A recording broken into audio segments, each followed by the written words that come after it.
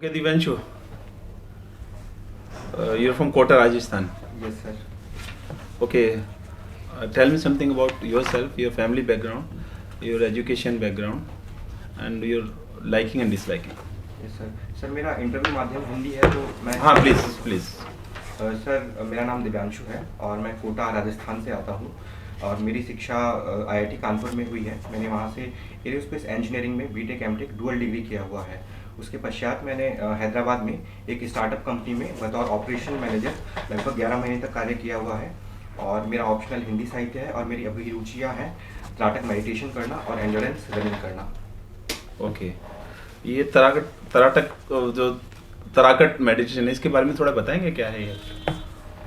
Sir त्राटक meditation हठ योग का पार्ट है और त्राटक का जो लिटरल मीनिंग है उसका अर्थ है टकटकी लगाकर देखना। Yes. तो सर हम इसमें अपनी जो बॉडी है उसको पूरी तरह स्टिल रखते हुए एक किसी पॉइंट पर गेज करते हैं।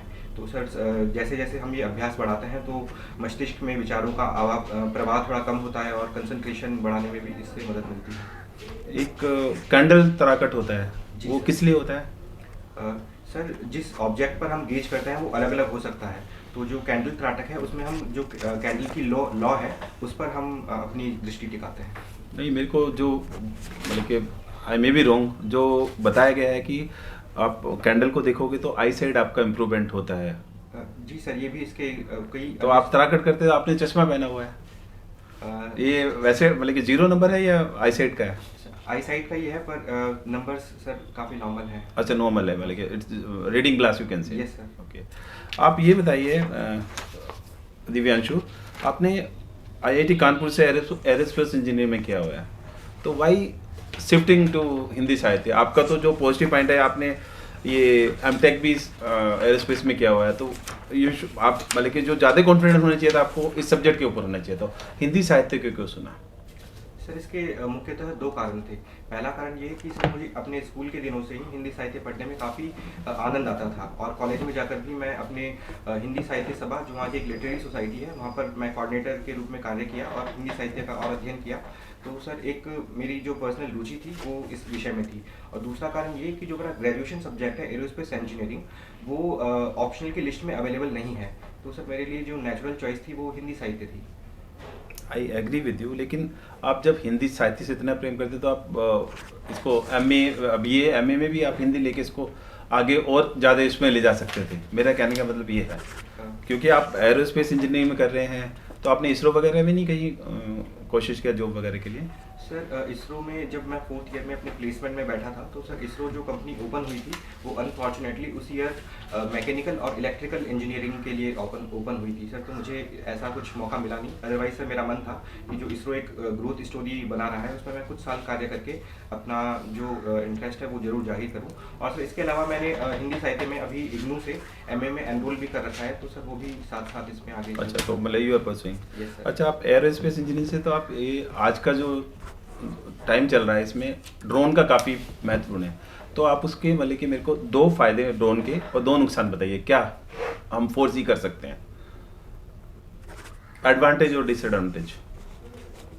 सर अगर हम ड्रोन के सबसे फ़ायदे की बात करें तो ये उन सब कार्य में उन सब क्षेत्र में कार्य कर सकता है जहाँ पर ह्यूमन इन्वॉल्वमेंट काफ़ी मुश्किल होता है। जैसे कि सर अगर हम नॉर्थ ईस्ट में अगर मेडिसिन सप्लाई की बात करें तो ये वहाँ पर काफ़ी कारगर साबित हो सकता है। और अभी कोविड-19 पेंडेमिक के दौरान सर एक पायलट प्रोजेक्ट के तहत मणिपुर के दूरगामी इलाकों में इसके द्वारा मेडिसिन सप्लाई की गई थी, वैक्सीन सप्लाई की गई थी। दूसरी बात ये कि सर जो आने वाले समय में जैसे कि हमारा जो अर्बनाइजेशन है वो काफ़ी एक्सेलरेटेड पेस पर आगे बढ़ रहा है, तो ऐसे कई सारे फील्ड है अर्बन मैनेजमेंट में जहाँ पर ड्रोन काफ़ी हेल्पफुल हो सकता है। हम स्वामित्व स्कीम में ऑलरेडी इसका उपयोग कर रहे हैं। कोविड-19 में लॉ एंड ऑर्डर मेंटेन करने में भी इसका उपयोग किया गया था। और तीसरा इसका एक और फायदा सर जो हमारे सर्विलांस में जो हमारे डिफेंस फोर्सेज है वो इसके यूज़ कर सकता है। अगर हम इसकी नुकसान की बात करें, डिसएडवांटेज की बात करें, तो at this point of time sir हमारे पास ऐसी कुछ रेगुलेटरी मैकेनिज्म 2 साल पहले हम ड्रोन गाइडलाइंस के साथ में आए हैं, किंतु सर उनका एनफोर्समेंट ऑन द ग्राउंड थोड़ा पैची है सर, तो उसमें हमें काम करने की आवश्यकता है। और दूसरा ये कि सर जो क्रॉस बॉर्डर टेररिज्म है, जो पाकिस्तान से कई बार सर ड्रोन के द्वारा आर्म्स और ड्रग की सप्लाई बॉर्डर स्टेट में देखी गई है, तो सर ये इसके 2 चैलेंजेस हैं। इसके चैलेंजेस में और भी है, लोगों की प्राइवेसी में। आपके पास ड्रोन है, आप किसी को सर्वेलेंस कर रहे हैं, उसको मालूम नहीं है, आप समझ रहे हो? डेफिनेटली। ठीक है, और आने वाले जो फ्यूचर है इंडिया के अंदर, it's going to be drone, like जो जोमेटो स्विगी वगैरह से जो डिलीवरी हो रही है, आगे आगे हर एक सोसाइटी में देर भी एक पॉइंट जहाँ ड्रोन आपका सामान डिलीवर करेगा, तो वो इतना टाइम बच जाएगा।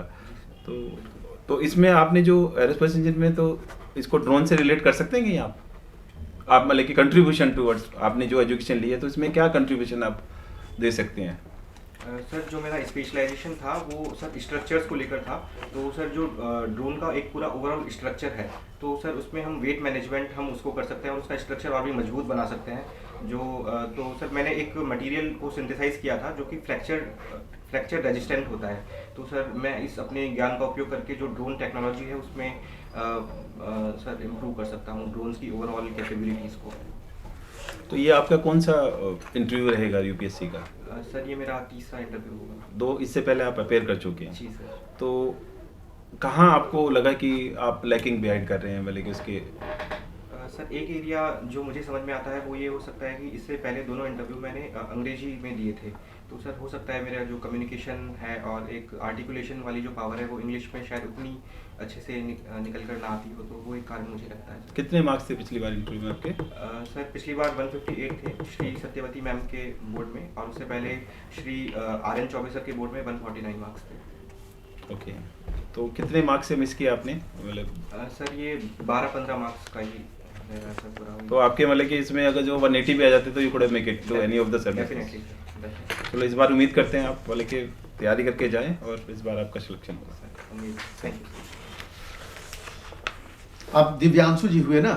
जी सर। आपने चॉइस में दिया है आईएएस के लिए, आईएएस आईपीएस के लिए जोन 1।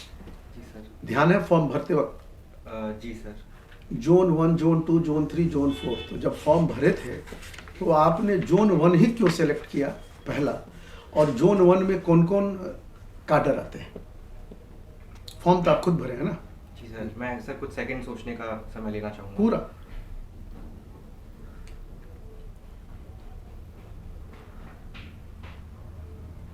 सर जो मेरा होम स्टेट है राजस्थान, वो जोन 2 में आता है और मैंने उसको अपनी प्रायोरिटी नंबर 1 पे रखा है। और जो जोन 1 है उसमें उत्तर प्रदेश, बिहार और मध्य प्रदेश और एक और कोई राज्य आता है, उसका नाम मैं सर भूल रहा हूँ।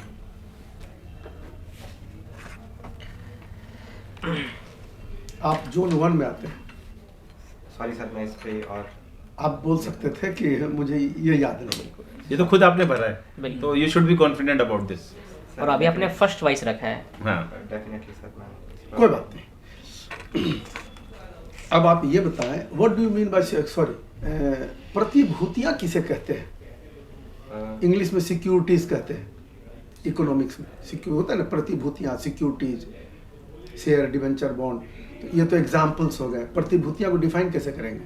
सिक्योरिटीज को। हाँ, प्रतिभूतियां, हिंदी, आप हिंदी बोल रहे हैं, जो भी बोलिए। सर सिक्योरिटी कोई सा भी ऐसा इकोनॉमिक अरेंजमेंट हो सकता है जिसके द्वारा हम अपना इन्वेस्टमेंट किसी भी क्षेत्र में सिक्योर कर सकते हैं। अच्छा, आप ये बताओ, शेयर और डिवेंचर में क्या अंतर है? डिवेंचर को डेब्ट सिक्योरिटीज क्यों कहते हैं? ऋण प्रतिभूतियां क्यों कहते हैं? शेयर डिवेंचर में कुछ तो अंतर होगा, दोनों प्रतिभूतियां, लेकिन शेयर को ऋण प्रतिभूतियों के श्रेणी में नहीं रखते हैं और डिवेंचर को ऋण प्रतिभूतियों के श्रेणी में रखते हैं। सॉरी सर, मैं इस बारे में और पढ़ूंगा। अच्छा, कोई बात नहीं। मनी को डिफाइन कर पाएंगे? मनी, मुद्रा। सर मुद्रा को अगर बिल्कुल सिंपल शब्दों में कहें, मुद्रा और तरलता, लिक्विडिटी में क्या संबंध है? मुद्रा की तरलता से आप क्या समझते हैं? हम आपके लिए काम आसान कर दे रहे हैं। सर मुद्रा एक सिंपल एक्सचेंज मीडियम है फॉर वैल्यू। मुद्रा और तरलता के बीच में केवल संबंध बताएं एक लाइन में। सर ये प्रोपोर्शनेट है सर, जितना मुझे समझ में आता है कि कोई बात जो मुद्रा नहीं, छोड़ दीजिए। ये आजकल डेली न्यूज़पेपर में आ रहा है, ऑरेंज अलर्ट हो जाएगा, रेड अलर्ट हो जाएगा। तो डेली सुबह शाम पेपर में है ना। अभी कौन अलर्ट है वो अभी आप, ये orange alert, red alert daily newspaper में क्यों आ रहा है इस वेदर में? सर ये विजिबिलिटी को लेकर एक जो है उसमें कितनी विजिबिलिटी है हमारी सर, उसके आधार पर ये डिफरेंट कैटेगरीज डिफाइन की। Very good. हाँ, तो वो मतलब क्या क्या कैटेगरी है? ऑरेंज अलर्ट में क्या होगा, रेड अलर्ट में किस चीज़ से होंगे, फिर ये ग्रीन भी है? सर जो इनकी एग्जैक्ट कट ऑफ वैल्यू नहीं, एग्जैक्ट डाटा पूछ ही नहीं रहे हैं, मतलब याद करने की चीज Just बात ही layman कर- term में। जी, मतलब ऑरेंज में क्या ध्यान रखना पड़ता है, क्या हो जाएगा, रेड अलर्ट में क्या हो जाएगा, इतने पूछ रहे हैं। उसकी डिटेल हम आपका डाटा वगैरह पूछ ही नहीं रहे, कितनी दूर की विजिबिलिटी, ये मतलब क्या चीज़ से रिलेटेड है? क्यों अभी डेली पेपर में आ रहा है कल दिल्ली में ऑरेंज अलर्ट 3 दिन रहेंगे, फिर रेड अलर्ट हो जाएगा शनिवार को? सर ये जो डिफरेंट अलर्ट्स हैं वो उन चीज़ों के कॉरस्पॉन्डिंग्स हैं, जैसे कि सर जो हमारी फ्लाइट्स लैंडिंग हो रही है एयरपोर्ट पर, तो सर उसमें डिसीजन लेने के लिए हमें इस तरीके के कैटेगराइजेशन अच्छा। करने होते हैं। अब आप आओ, AQI तो बड़ा कॉमन है, हाँ सर। ये तो बहुत दिन हो गया, तो इसका जो गुड, वेरी गुड, सीवियर, उसका तो डाटा याद होगा। Sir air quality index index का सर जो 0 से 50 जो कैटेगरी है वो सर गुड माना जाता है, और सर 50 से 100 उसके बाद सेटिस्फैक्ट्री है, और फिर 100 से 200 सर उसमें उसको सर ठीक ठीक, कोई बात नहीं। आप राजस्थान से रहने वाले हैं? जी सर। सबसे बड़ा नेशनल पार्क आपके राजस्थान का कौन है? Sir desert national park Jaisalmer में जो उपस्थित है। क्या नाम है? Desert national park. अच्छा, और सवाई माधोपुर से निकटतम? सर रणथंबोर नेशनल पार्क बस है। वहाँ गए हैं? सर नहीं वहाँ पर मैं। क्यों? सर अभी तक मौका ऐसा आया तो नहीं। आप राजस्थान के रहने वाले, वो किस चीज़ के लिए इतना फेमस है Ranthambore national park? Sir Ranthambore national park एक तो वहाँ पर जो चीते हैं, सॉरी सर जो बाघ हैं, टाइगर्स हैं, उनकी साइट सीइंग के लिए जाना अब जाता हमको है। एक ही सवाल बता दीजिए, टाइगर का जो काउंटिंग किया जाता है फॉरेस्ट में, वो किस विधि से किया जाता है? कैसे काउंट करता है, किस विधि से कि टाइगर है? क्योंकि आप राजस्थान से हैं, रणथंभौर तो पूरे देश में जानता है, तो और टाइगर के लिए वो सबसे ज़्यादा फेमस है, तो टाइगर का काउंटिंग कैसे करता है? सर टाइगर की क्या काउंटिंग मेथड है? सर टाइगर की काउंटिंग में एक बहुत जो इम्पोर्टेंट पैरामीटर्स हैं कि उनकी जो बॉडी पर जो स्ट्राइप्स का पैटर्न है वो बहुत डिस्टिंक्ट होता है हर एक टाइगर को लेकर, तो इसके लिए हम एम स्ट्राइप्स नाम की एक विधि का उपयोग करते हैं, जिससे हम टाइगर की संख्या का अनुमान लगाते हैं। इसके अलावा कोई और एक पॉइंट? इसके अलावा सर और भी हैं सर, जो पुराने ज़माने में पगमार्क हाँ ठीक, गुड। हिंदी में कितने बुक पढ़े हैं? जो सिलेबस है वो तो पढ़े हैं, कि सिलेबस के बाहर वाली पुस्तक ज़्यादा पढ़े हैं? सर कुछ नहीं उपन्यास नहीं, हैं। सिलेबस में जो है वो तो पढ़े ही होगा ना, तभी ना 250 का एग्जाम दिया, जी सर। तो वो अच्छे से पढ़े हैं? जी सर। हैं जी, वेरी गुड। तो तुम एकदम सिंपल संधि और समास में अंतर बता दो। सर बिल्कुल सिंपल शब्दों में संधि 2 वर्णों के मध्य योग है और समास 2 शब्दों के मध्य योग है। तो समास 2-3 नाम गिना दो समास का। सर बहुव्रीहि समास, द्विगु समास, द्वंद्व समास, तत्पुरुष समास। और अलंकार के बारे में क्या जानते हैं? सर अलंकार लिटरेरी टूल्स हैं जिनके द्वारा सर हम जो भाषा है उसकी सुंदरता को बढ़ा सकते हैं, और इसके उपमा, उत्प्रेक्षा और अनुप्रास आदि अलंकार पाए जाते हैं। मैथिली भाषा का किस भाषा से संबंध है? सर अगर उसके आसपास के लिटरेरी लिंग्विस्टिक फील्ड की बात करें तो सर इसे भोजपुरी से संबंधित नहीं, बंगाली से संबंध। बंगाली से। Thank you sir. ठीक है। आपको कौन कवि सबसे पसंद है? पसंदीदा कवि बताएं जो आपके सिलेबस में है। सर दिनकर मुझे काफ़ी पसंद है। दिनकर की कौन पुस्तक आपके सिलेबस में है? कुरुक्षेत्र हमारे सिलेबस सिलेबस में। रामधारी सिंह दिनकर जी कहाँ के रहने वाले हैं? सर ये बिहार के रहने वाले थे, और सर उनका जो एग्जैक्ट डिस्ट्रिक्ट, उनका नाम, जन्म कब हुआ, कहाँ हुआ और मृत्यु कब हुई, ये तो हिंदी के पहले ही पेपर लिखा रहता है। परिचय, कवि परिचय, और बचपन से ही बोला था कवि परिचय, कब जन्म लिए, कहाँ जन्म लिए, इनकी माता का नाम, ये कुछ याद है सब परिचय? जी sir. Ramdhari Singh Dinkar pre independence era में जन्म लिए थे, और सर कहाँ जन्म लिए थे? सर बिहार की। नहीं, वही तो जगह पूछ रहे हैं ना, बिहार तो स्टेट हो गया। सर अगर मैं एक गैस करना चाहूँ तो बेगूसराय के सर वो रहने वाले थे। ठीक। और सर उसके बाद सर उनकी कविताओं में ओज गुण प्रमुखतः पाया जाता है, और सर वो 1954 में राज्यसभा के सदस्य भी रहे, और उनकी कृति संस्कृति के 4 अध्याय के लिए उन्हें ज्ञानपीठ पुरस्कार भी सर उन्हें मिला सर इसके लिए। आप सगुण ब्रह्म और निर्गुण ब्रह्म में अंतर बतला दें फिर। सर मैं कुछ सेकंड सोचने का समय लेता हूं। हाँ लीजिए।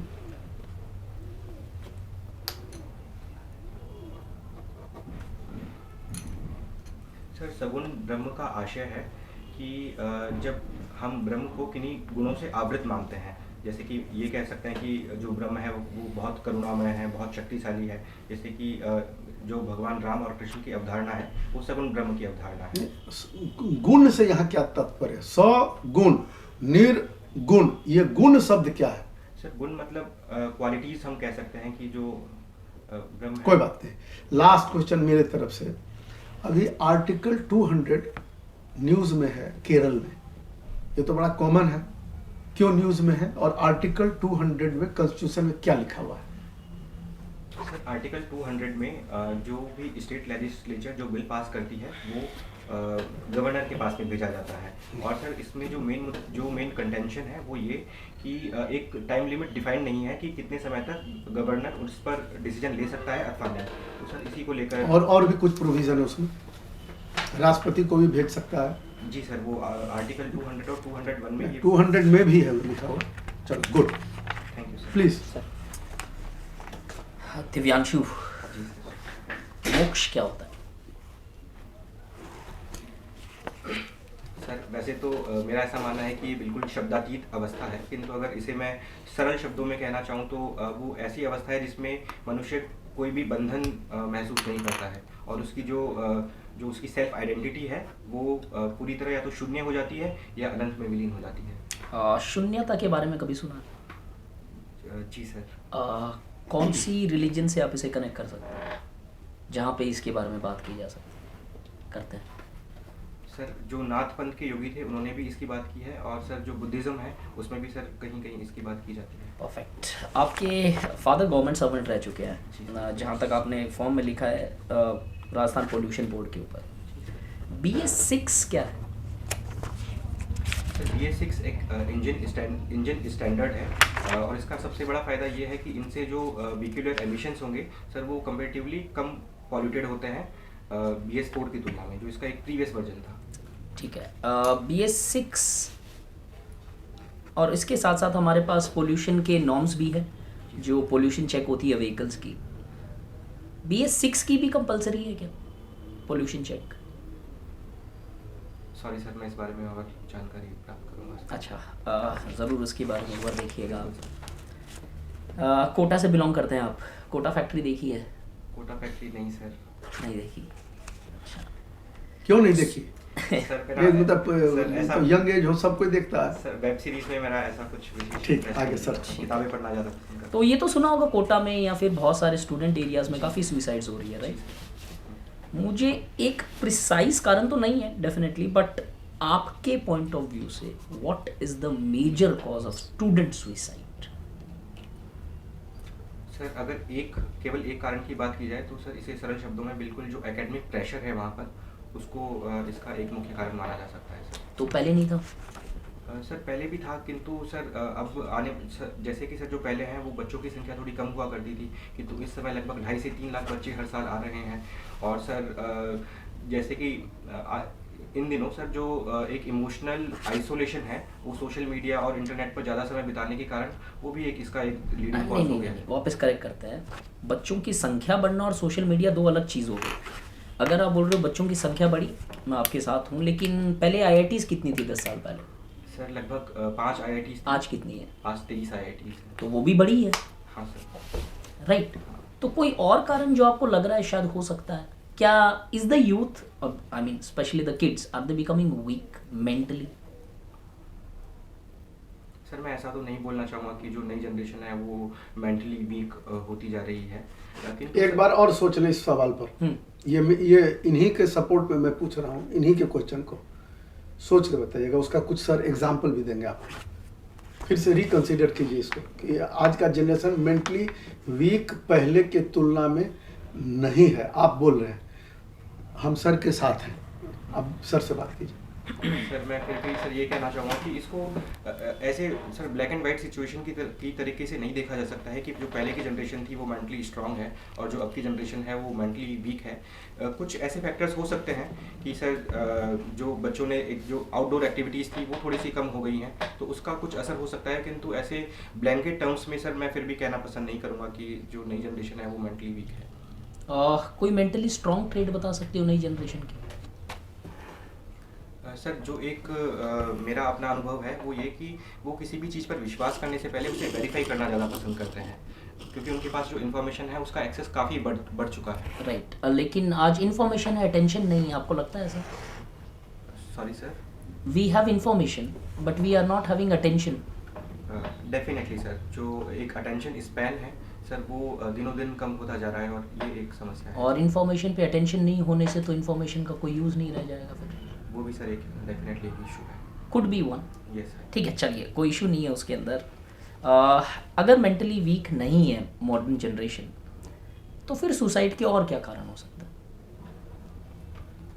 Beyond your education, because education cannot be the only cause for suicide. Is there something else? I want to reach to a point here. Sir इसका एक प्रमुख कारण ये भी है कि जो हमारी सोसाइटी है उसमें मेंटल हेल्थ को एक्सेस करने के लिए एक स्टिग्मा सा बना हुआ है। तो अगर कोई एक टफ फेज से गुजर रहा है, डिप्रेशन और स्ट्रेस से गुजर रहा है, तो वो भी एक साइकियाट्रिस्ट की जो प्रोफेशनल हेल्प है उसको लेने से कतराते हैं।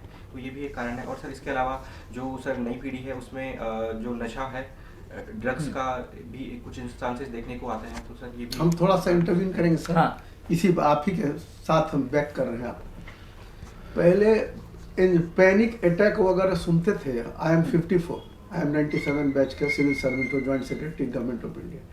पैनिक अटैक वर्ड आप हम लोग जो थे, कभी आप फौज से हैं, आप ही हैं, सब कोई है, पैनिक अटैक वर्ड सुनते थे। अब जेएनयू में जाओ, मेरी भांजी है, सब है, जहाँ जाते सब एक एंटी एंजाइटी ड्रग रिवोट्रिल। एक बच्चे को मेरे यहाँ सब, मेरे ही घर में दिल्ली में ही रह के सब पढ़ता है, मेरे बच्चे तो बाहर चले गए सब। आपको ताज्जुब होगा कि एंटी एंजाइटी का 4 ड्रग का नाम सारे बच्चे को मालूम है जितने हॉस्टल में यहाँ हमारे जो मेरे पास आते हैं, ये मेरे फैमिली मेंबर्स सारे, नौकरी भी उनको भी लग रहा है, वो भी आपके जैसा IAS बन रहे हैं, सब बन रहे हैं। लेकिन ये पैनिक अटैक, एंजाइटी, ये सब हम लोग तो कभी सुने भी नहीं होंगे, पूछिए। और अभी का आप बोलते हैं वेरीफाई करते हैं, ये हम लोग का ओपिनियन है, ये ऐसे कुछ नहीं। वेरीफाई कैसे करते हैं? वेरीफाई का तो लॉजिक होना चाहिए ना। अब हम चूंकि बहुत सारी चीज़ें जिसको हम लोग बोल नहीं सकते हैं, ठीक है ना आप बोल सकते हैं ना हम लोग। तो वेरीफाइड तो हमारे कॉन्स्टिट्यूशन में लिखा हुआ है, साइंटिफिक डेवलप साइंटिफिक टेम्पर। तो वो क्या, वो तो कॉन्स्टिट्यूशन में लिखा हुआ है कि we have to develop a scientific temper. तो आप में ज़्यादा साइंटिफिक टेम्पर हो गया, और जब संविधान से पहले लोगों में कम साइंटिफिक टेम्पर हो गया। और अगर यही बात थी तो निर्गुण ब्रह्म जो आप हिंदी की बात करते हैं, और जो गुरु नानक जी हैं, बोला पैर उधर मत रखो, तो बोला किधर, उधर से पानी आ रहा था, पैर उधर कर दिए। चारों बगल से किधर से कहा कि उधर जाओगे तो उधर, कहाँ भगवान नहीं है, चारों बगल भगवान ने। तो ये लॉजिक खत्म हुआ कि ये तो अब फिर जग गया। निर्गुण ब्रह्म जो कबीर दास बोलते थे, कांकड़ पाथर है तो मैं कहीं बना लूँ। सबसे बेसिक आप लॉजिक बोलते हैं, कोई भी गिरजा घर हो कौन बनाता है? आदमी बनाता है। ईंटा कौन बनाता है? उसी से कोई रूप हम स्ट्रक्चर दे देते हैं, उसी के अंदर कोई हाथ से हम बना देते हैं। तो इंसान तो इतना बड़ा हो गया जो मंदिर भी बना देता है, भगवान भी बना देता है। और आज का इंसान कहता है हम मेंटली वीक है। अब और अगर बाई चांस आप लॉजिक की बात कर रहे हो, just to put this up, logic के हिसाब से तो फिर इंजीनियरिंग ऑप्शन लेना चाहिए था आपको। सर जैसा कि let me complete it once. और आपने ऑप्शन लिया हिंदी लिटरेचर, वो मेरे हिसाब से ज़्यादा इमोशनल रहा होगा। सर हाँ, एक तरीके से ये भी कारण था। और सर मेरा जो ऑप्शनल जो ग्रेजुएशन सब्जेक्ट है वो सर ऑप्शनल लिस्ट में अवेलेबल भी नहीं था। राइट। एंड्योरेंस रनिंग के बारे में बताओ थोड़ा सा, एग्जैक्टली होता क्या है प्रिसाइजली? मुझे नहीं पता, मुझे समझाना है। सर एंड्योरेंस रनिंग का अर्थ है लंबे समय तक भागना एवं लंबी दूरी तक भागना। ओके, कोई फेमस रनर जो आपको याद आ सकता है? सर बुधिया सिंह है, उनको भी एंड्योरेंस। इंटरनेशनल कोई और बियॉन्ड दिस? सर जो मैराथनर है एलिउड किपचोगे। कहाँ से हैं? सर वो युगांडा से हैं। और सर उनके नाम रिकॉर्ड है मैराथन रनिंग का सर। ओके, और इंडिया में स्पोर्ट्स की क्या पोजीशन है अभी कुछ? Is it a sport in India? Sir competitive sport के रूप में सर हाँ, ये ट्रैक एंड फील्ड इवेंट्स में आता है रनिंग। ओके, ओलंपिक में भी है? जी सर। ठीक है, लास्ट ओलंपिक में किसने जीता था मेडल इसमें? सॉरी सर, वो चलिए कोई बात नहीं, ठीक है। आपने एक जब सर क्वेश्चन पूछ रहे थे तो आपने एक चीज़ बोली थी, ग्रोथ स्टोरी ऑफ इसरो। मुझे 3 लाइन में बता दो सिर्फ। सर अगर ग्रोथ स्टोरी ऑफ इसरो को 3 लाइन में बताना चाहें तो सर सबसे पहला चंद्रयान 3 है, जो कि विश्व की पहली कंट्री बन गई है चंद्रमा के साउथ पोल पर लैंड करने वाली। दूसरा सर ये कि जो एक प्राइवेट सेक्टर पार्टिसिपेशन है वो काफ़ी प्रोमिनेंट तरीके से आ रहा है, और जस्ट अभी ही एक स्टार्टअप स्काई रूट ने इंडिया का पहला प्राइवेट रॉकेट लॉन्च किया था। और सर तीसरा सर जो हमारा कोलैबोरेशन है कई अन्य स्पेस एजेंसीज के साथ में, be it NASA, be it European Space Agency और जापान, उनके साथ भी हम काफ़ी प्रोमिनेंटली सर इन्वॉल्व हो रहे हैं। एक और ऑर्गेनाइजेशन है अंतरिक्ष करके, सुना है आपने कुछ? जी सर। क्या है थोड़ा सा? सर ये इसरो की कॉमर्शियल आर्म है, जो भी कॉमर्शियल लॉन्चेस हैं सर वो उनको हैंडल करने के लिए अंतरिक्ष। चलिए, थैंक यू। ओके, दिव्यांशु, अभी कहाँ से आ रहे हैं आप? सर अभी मैं संगम विहार एरिया से आ रहा हूँ। नाम है दिव्यांशु, इसका अभिप्राय बता पाएंगे आप मुझे? सर दिव्यांशु 2 शब्दों से मिलकर बना है, दिव्य प्लस अंशु। दिव्य का अर्थ है सर डिवाइन, जो दिव्यता धारण किए है, और अंशु का अर्थ है किरण। तो सर इसका एक आशय सूर्य से भी लिया जाता है, जिसकी किरणें दिव्यता धारण किए हुए हैं। आपके सिलेबस में एक रचना पढ़नी है जो आपके नाम से भी मेल खाता है, और 2 पात्र हैं या एक ही पात्र है? जी सर, जो दिव्या नामक उपन्यास है सर उसमें अंशुमाला और दिव्या 2 ऐसे चरित्र हैं, और सर दिव्या का ही एक परिवर्तित रूप सर अंशुमाला है। ओके, ठीक है। अभी आप मुझे, आपका जो गांव है वो है सावन भादो विलेज, जी सर। है ना? मुझे हिंदी के सभी महीनों का नाम बता पाएंगे आप? सर हिंदी के और महीने हैं चैत्र, वैशाख, ज्येष्ठ, आषाढ़। क्रमबद्धता के अनुसार बताइए मुझे कि प्रारंभ कब हो रहा है, क्योंकि नया साल भी आ रहा है, तो हिंदी में नया साल कब होता है? जी सर। सर इसका प्रारंभ चैत्र कृष्ण प्रतिपदा से होता है, और चैत्र इसका पहला माह है। चैत्र, वैशाख, ज्येष्ठ, सावन, आषाढ़, भाद्रपद, मार्गशीर्ष, अश्विन, पौष, माघ और फाल्गुन। ये तो मतलब विशुद्ध नाम बताए, लेकिन हम जनरली इसे किस किस नाम से पुकारते हैं उसमें बताइए मुझे, सर इनको आंचलिक क्योंकि भाषाओं में आपको अलग पता नाम है से- भाषिक परिवर्तित हो जाते हैं। हाँ, बताइए। सर चैत्र को चैत कहते हैं, और वैशाख को सर वैशाखी हमारी तरफ कहा जाता है, और ज्येष्ठ को जेठ कहा जाता है। और इसके अर्थ क्या है, जेठ के? सर इनके जो अर्थ हैं वो तो एक तो मतलब माँ हो गया, इसका और अर्थ क्या है? सर हिंदी जेठ- में हिंदी में। रिलेशनशिप में। हाँ। सर जेठ जो किसी स्त्री के पति के बड़े भाई को भी कहा जाता है सर। यस। और सर जो श्रावण है उसको सावन कहा जाता है, और सर फाल्गुन को फागुन के नाम से हम ज़्यादा जानते हैं। और सर ऐसा क्यों हो रहा है? सर क्योंकि भाषा विज्ञान आपने पढ़ा होगा ना? जी सर क्योंकि एक कहावत प्रचलित है कि 4 कोस पर वाणी बदले और 5 कोस पर पानी। तो सर जैसे जैसे हम वेरिएशन में जाते हैं हिंदी हार्टलैंड में, तो सर हमें इनके अलग अलग आंचलिक रूप देखने को मिलता है।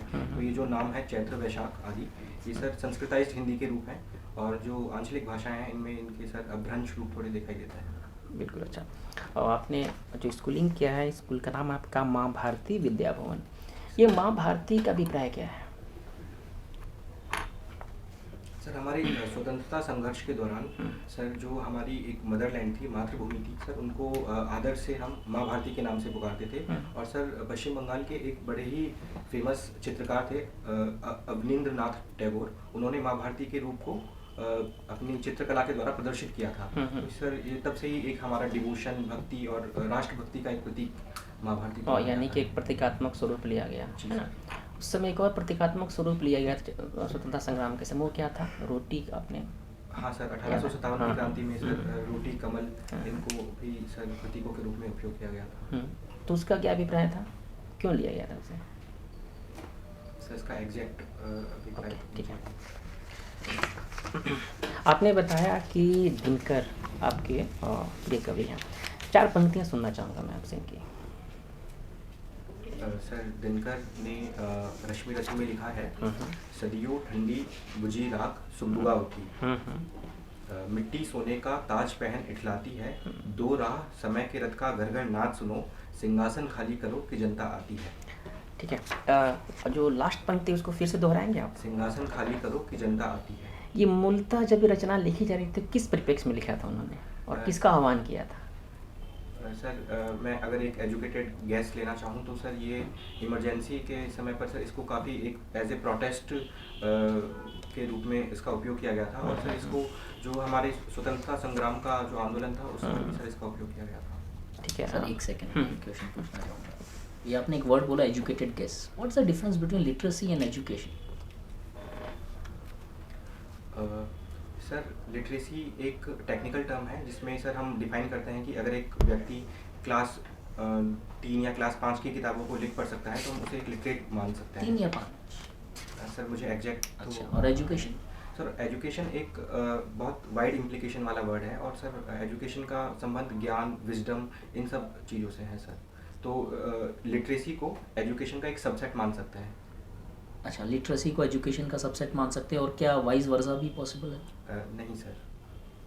ठीक है। ओके, आपने सर इसमें ओके, हाँ बिल्कुल सर। आप जो लाइनें बोल रहे थे कुछ, वो लाइन दोबारा बोलेंगे? सदियों से ठंडी बुझी राख सुगबुगा उठी, मिट्टी सोने का ताज पहन इठलाती है, दो राह समय के रथ का घर घर नाच सुनो, सिंहासन खाली करो कि जनता आती है। तो ये हिंदी साहित्य के जो आप बता रहे हैं, तो इसमें एक रस भी होते हैं, तो इसमें जो आप लाइनें कर रहे थे तो इसमें कौन सा रस आ रहा है? सर इसमें तो वीर रस की अनुभूति ही होती है। यस, वही मैं पूछ रहा ठीक है, पानी पीना चाहेंगे? नहीं सर। आपने यहाँ पे बताया है कि व्यूज पेपर है ना, ये व्यूज पेपर क्या होता है? सर न्यूज़पेपर का अगर हम सीधा सीधा लिंक निकालें तो जो न्यूज़पेपर का एडिटोरियल सेक्शन होता है, जहाँ पर कई सारे व्यक्तियों के विचार व्यक्त होते हैं, उन पेजेस को हम न्यूज़पेपर के नाम से जान सकते हैं। और इसका नाम है निर्वाक। निर्वाक का क्या अर्थ होता है? सर निर्वाक का अर्थ है मौन, अथवा ऐसे मुद्दे जिन पर कोई अपने विचार व्यक्त नहीं करता है। तो सर ये जो न्यूज़पेपर था हमारा, इसको प्रकाशित करने के पीछे भी यही मोटिव था कि ऐसे मुद्दों को कैंपस के सामने लाया जाए जिन पर जनरली बात नहीं होती है। अभी थोड़ा देर पहले एक शून्यवाद पे भी थोड़ी चर्चा हुई थी, और एक रचना आपने पढ़ा होगा अपने सिलेबस में ही, उन कवि का नाम बताना चाहेंगे और उनकी रचना का सार क्या था जो इसी से प्रेरित है? शून्यवाद से जो जी प्रेरित। बिल्कुल। सर अज्ञेय की जो रचना है असाध्य वीणा, किस कवि संग्रह से लिया गया है? कविता संग्रह क्या नाम है? आंगन के पार द्वार नामक संग्रह से। कुछ लाइन उस कविता की जो आपको याद हो? सर इस समय याद नहीं कर रहा। ठीक है, अब क्योंकि आपने यहाँ मेडिटेशन का जिक्र किया है तो मैं उसके उस टेक्निकल पॉइंट्स पे नहीं जाता, टराकर जो आपने कहा मैं सीधे मेडिटेशन पे जाता हूँ। तो चूँकि उस कविता में भी जो मौन साधना की बात, वो भी मेडिटेशन ही है। जी सर। तो इन दोनों में क्या अंतर है जो कवि ने वहाँ पे जाहिर किया है, जो भाव, जो साधना, और यहाँ क्या अंतर है?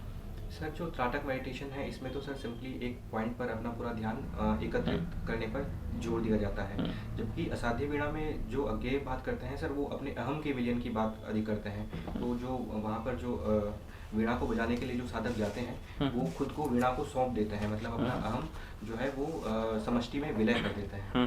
तो ये ठीक है, और जैसे आपने इंडोर्स रनिंग की बात, यानी स्पोर्ट्स में तो आपकी दिलचस्पी होगी। जी सर। अभी आपका दिसंबर चल रहा है, अभी कुछ दिन पहले एक स्पोर्ट्स हुआ, कब कई स्पोर्ट्स हो रहे हैं, एक बॉक्सिंग डे काफ़ी न्यूज़ में था, ये क्या इसका अभिप्राय है मैं जानना चाहूँगा। क्रिकेट से रिलेटेड? क्रिकेट से रिलेटेड है ये बॉक्सिंग डे, आखिर है क्यों क्या बॉक्सिंग डे? बोला जाता है उसको? सर मैं और जानकारी प्राप्त करूँगा इस बारे में। ओके, ठीक है। अभी 22 जनवरी को एक बड़ा ही भव्य आयोजन होने वाला है देश में, और राम पे बहुत कुछ आपने पढ़ा है सिलेबस में। वास्तव में जो राम का विमर्श है, कबीर का अलग है, केशव के राम का अलग है, निराला का अलग है, तुलसी का अलग है, चारों को तुलना करके आप मुझे बताइए क्या आपको, और क्या वर्तमान में वो स्वरूप आपको दिखाई दे रहा है? इतना भव्य आयोजन हो रहा है। सर जो कबीर के राम है वो निर्गुण राम है, उन्होंने नाम तो राम का लिया है किंतु उसके द्वारा उन्होंने एक जो निर्गुण ब्रह्म की जो भावना है उसकी तरफ वो ज़्यादा साधना करते हैं, जबकि जो तुलसी के राम है वो सगुण राम है, वो जो जितने भी पॉजिटिव गुण हो सकते हैं, सकारात्मक गुण हो सकते हैं, वो उनको धारण करते हैं राम। और जो निराला के राम है वो मानवीय राम है। तो जो भी एक साधक है जो अपने किसी उच्च लक्ष्य की प्राप्ति में लगा हुआ है, उन्होंने उसकी साधना को राम की शक्ति पूजा से कोरिलेट करके सर उसकी रचना की है। और रही बात केशव के राम की, तो सर उसके बारे में मुझे जानकारी नहीं है सर। और राम का अभिजात्य रूप का क्या अभिप्राय है? सर अगर इसको हमारी सोशल रियलिटी से जोड़कर देखें तो सर जो एक सगुण राम है उनको हम एक अभिजातीय रूप कहा जा सकता है। जो निचली जाति के लोग हैं वो उनको पूजने के लिए क्वालिफाइड ही नहीं है, तो उस तरीके के नहीं, चलिए आप आईआईटी कानपुर से हैं और आईआईटी कानपुर की अपनी वेबसाइट भी है हिंदी को लेकर, काफ़ी कुछ कार्य, तो उनके कुछ कार्य रूप जो हुए हैं कुछ बताना चाहेंगे? सर आईआईटी कानपुर का एक इंट्रानेट पूरा मॉड्यूल है जिसे शोध गंगा के नाम से जाना जाता है, और जितने भी रिसर्च पेपर्स हैं उनको सर हिंदी में ट्रांसलेशन और पब्लिकेशन करने का कार्य वहाँ पर चल रहा है। और सर इसके अलावा जो एनुअल वहाँ पर फेस्टिवल होता है उसमें जो काव्यांजलि नामक एक काव्य संध्या का आयोजन किया जाता है, जिसमें कैंपस के अंदर के कवि और बाहर के कवियों को भी आमंत्रित किया जाता है। इसके अलावा सर आईआईटी कानपुर में कई विदेशों के बच्चे भी आते हैं और कुछ साउथ इंडिया से भी आते हैं और कुछ नॉर्थ ईस्ट इंडिया से भी आते हैं, तो उनको हिंदी सिखाने के लिए हिंदी क्लासेस का भी आयोजन किया जाता है। क्या आप इस बात से सहमत हैं कि जो अभी जो हमारा वर्तमान परिप्रेक्ष्य चल रहा है, क्योंकि तकनीकों का प्रसार हो चुका है, तो जो बाल साहित्य की सुलभता है या नहीं है? सर डेफिनेटली जो एक हिंदी साहित्य है उसमें सर बाल साहित्य का इस समय एक तरीके से अकाल प्रसार पड़ा हुआ है, और यही एक कारण है कि सर जो हमारी नई जनरेशन है वो हिंदी साहित्य की तरफ इतनी प्रवृत्त नहीं हो पा रही है, तो सर ये एक इशू है। आपने पढ़ा है कुछ बाल साहित्य? सर बाल साहित्य सर कुछ एक ऐसी मैगजीन्स थी जो सर बचपन में मैं पढ़ा करता था, और शायद उसी वजह से मुझे जैसे? हिंदी साहित्य में सर बालहंस एक मैगजीन आया करती थी, और इसके अलावा सर नंदन एक मैगजीन्स आया करती थी जिनमें कहानियाँ कविताएं। आपने जो बताया बालहंस, बालहंस हंस का ही बाल स्वरूप है या वो अलग पत्रिका है? सर हंस एक साहित्यिक पत्रिका है, वो एक अलग प्रकाशन है, और जबकि जो बालहंस है वो जो राजस्थान पत्रिका प्रकाशन की अपनी बच्चों के लिए मैगजीन निकालता है वो है। नहीं, दोनों एक ही हैं। और जो हंस आपको पता है 1936 में जो, ठीक है, अभी हाल में ही एक लेखक संघ जो है, मैं नाम नहीं ले रहा हूँ, आपसे जानना चाहूँगा, बैठक हुई थी और वो एक महान व्यंग्यकार के जन्म सदी पे हाल में, उनके बारे में कुछ जानना चाहूँगा मैं, क्या पता है? Sorry sir. प्रगतिशील लेखक संघ है ना, और आप हरिशंकर प्रसाद, ठीक है, ओके सर।